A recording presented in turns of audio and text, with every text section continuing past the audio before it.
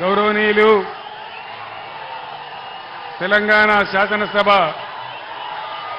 మాజీ స్పీకర్ శ్రీ మధుసూదనాచారి గారు, మాజీ మంత్రివర్యులు శ్రీ దయాకర్ రావు గారు, జనగామ ఎమ్మెల్యే శ్రీ పల్లా రాజేశ్వరరెడ్డి గారు,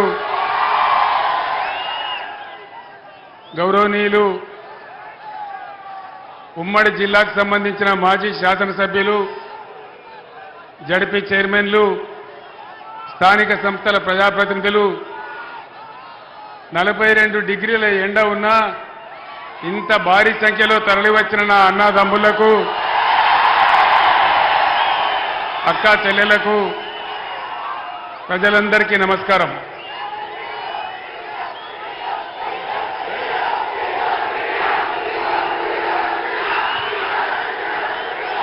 బంద్ చేయాలి ప్లీజ్. ఈరోజు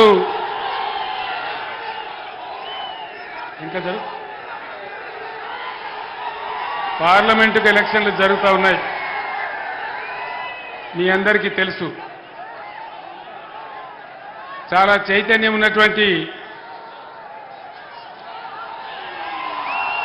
వరంగల్ జిల్లాలో ఏ బాబు ఈ జెండా తీయవా,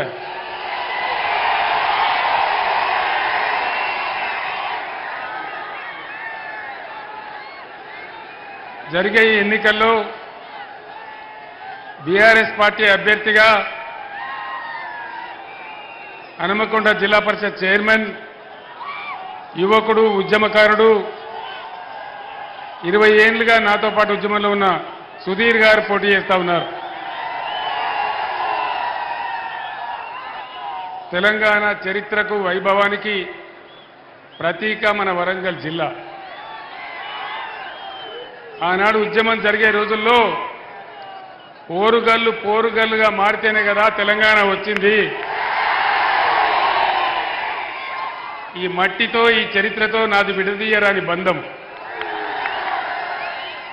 1969 నుంచి విరామం ఎరగకుండా, రాజీ పడకుండా పోరు చేసినటువంటి మన కాళోజీ, మన జయశంకర్ సార్ను తలుచుకుంటే బ్రహ్మాండమైన ఉద్వేగభరితమైనటువంటి ఆవేశం వస్తుంది.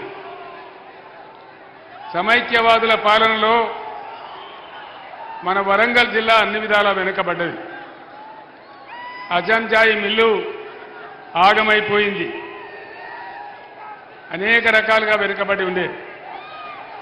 బీఆర్ఎస్ పరిపాలనలో బ్రహ్మాండమైన కార్యక్రమాలు చేసుకున్నాం. అన్నిటిని మించినటువంటి ఆకాశమంత ఎత్తున మన వరంగల్ నడిబొడ్డున 24 అంతస్తులతో నిర్మితమైనటువంటి multi speciality, super speciality hospital నిర్మాణం చేసుకున్నాం. వరంగల్లో హెల్త్ యూనివర్సిటీ పెట్టుకున్నాం. మన పరకాల మాజీ ఎమ్మెల్యే ధర్మారెడ్డి గారి ఆధ్వర్యంలో mega textile, Kakatiya mega textile park తెచ్చుకున్నాం. 5 మెడికల్ కాలేజీలు జిల్లాకు తెచ్చుకున్నాం. ములుగులో మెడికల్ కాలేజీ, భూపాలపల్లిలో మెడికల్ కాలేజీ, నర్సంపేటలో మెడికల్ కాలేజీ, మహబూబాబాద్లో మెడికల్ కాలేజీ, మన జనగామలో మెడికల్ కాలేజీ. కేవలం ఒక్క మెడికల్ కాలేజీ ఉన్న వరంగల్ జిల్లాలో 5 మెడికల్ కాలేజీలు కొత్తగా తెచ్చుకున్నాం.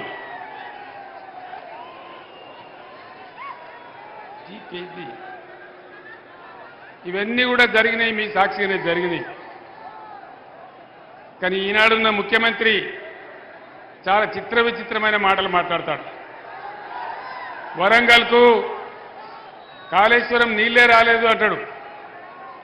మరి మన నర్సంపేటలో, భూపాలపల్లిలో, మహబూబాబాద్లో, డోర్నకల్లో, పరకాలలో, వర్ధన్నపేటలో, పాలకుర్తిలో ఎక్కడి నుంచి వచ్చినాయి నీళ్లు?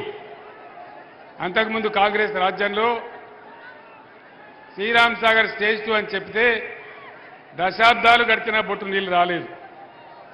మీ సహకారంతో మనం తెలంగాణ సాధించుకున్న తర్వాత కష్టపడి అన్నీ కంప్లీట్ చేసి మధ్యలో కాళేశ్వరం నిర్మాణం చేస్తే వరంగల్ జిల్లాకు నీళ్లు వచ్చినాయి.